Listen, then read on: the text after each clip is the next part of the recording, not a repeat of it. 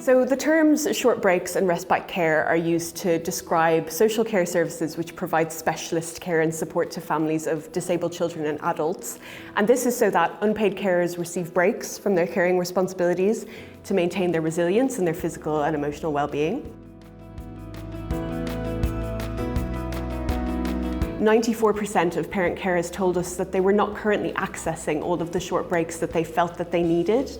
And 38% of disabled children and young people told us through our surveys that they had never been asked about any aspect of the support they were receiving or wanted to receive. So the research identified 7 principles which, if adopted by commissioners and providers, have the potential to build a service that works better for everyone. So that's the local authority, the providers, parent carers, and also disabled children and young people. So to put some of the principles that the research identified into practice, we co-designed a test and learn funding round with people with lived experience back in early 2023. So we work with a group of experts by lived experience, many of whom are members of Barnwood Circle, which is Barnwood Trust's membership scheme. And we basically work with them to create a set of criteria or the parameters for some sort of projects. It's a tool really to make sure that we're not doing something that isn't aligning with what people in the county really want to see change on. If we can get the message across to other funders, to commissioners, that actually taking a person-centred approach will lead to better outcomes, then to us that would be a successful outcome for the project. Community of practice sessions are each themed around one of the fund's criteria, which we co-designed with our experts by lived experience. And these are, firstly, that short breaks should be co-designed with disabled children, young people and their parent carers. It should look at widening access to enable more disabled children, young people and their parent carers to benefit. It should look at specialist training for staff, and also at supplementing existing provision to enable more people to access the short breaks that they need. For the first time, we anonymised the applications, and this meant that our panel of experts by lived experience had no idea who the organisations applying to us even were. It meant that they focused on the project's potential to teach us something about how short breaks could be better designed and delivered, rather than on what we might already know about the organisation applying, which is really important in a county funder context.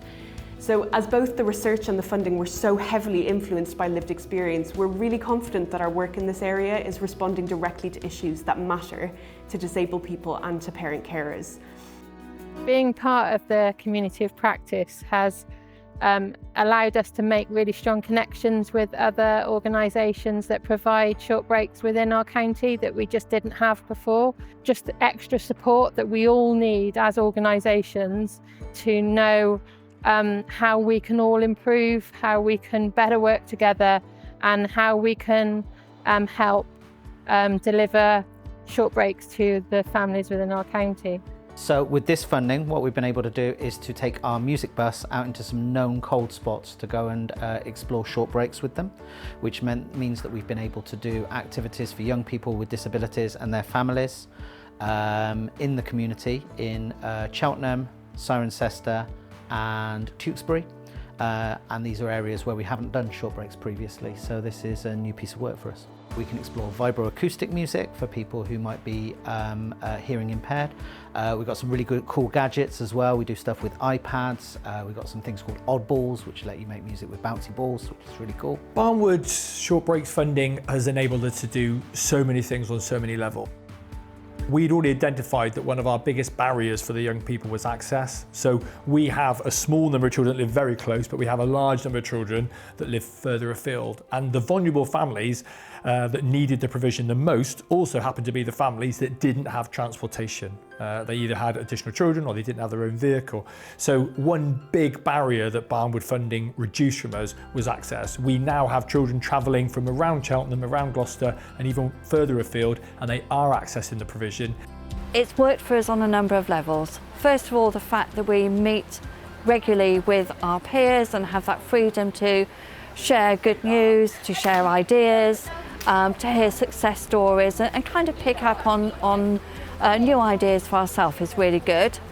And the fact that you're hearing their problems, their successes, it makes you feel really confident and wanting to kind of go away and do more stuff yourself. But also, on a deeper level, it's helped with just having that time to kind of think about the underlying principles, what really is important. Things like the communication, how do we involve family, all those are things that it's really useful to tease out those ideas. Being part of the community of practice has been absolutely fantastic because it's allowed us to learn from others. The crossover between the children is fantastic, and we've learned a lot from them and they've learned a lot from us. Particularly, I think, when we were talking about access and when we were talking about untapped potential. So to have, you know, a opportunity to help bring it together, and then an opportunity to actually have an accessible break, which I chose a football match, meant the world to me. The more you engage them in the process, but therefore the more flexible you are, the better the outcomes you get. I think of one particular child, one of many examples, but this young person had an extremely challenging period of time about 6-8 months ago. His family went through some severely difficult situation. He's made friends, he's tried new skills, and he's just become more and more confident. The respite provision has literally changed and enhanced his life over the months of access. And that's just one evening a week, but it's made a massive difference. So I want to share a story of a young person who is age 21, who came to us, who was struggling with her confidence, and we invited her to go on a camp with us, and she really struggled with that whole idea of going camping.